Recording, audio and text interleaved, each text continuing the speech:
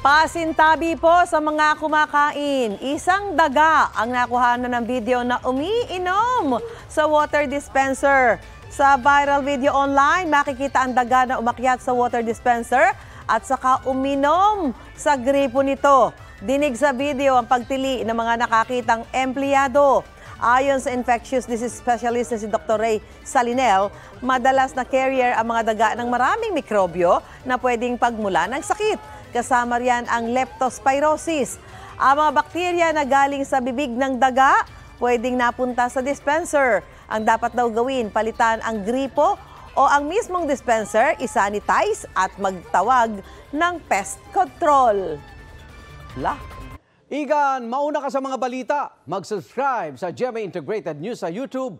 Sa mga kapuso abroad, subaybayan nyo kami sa GMA Pinoy TV at sa www.gmanews.tv.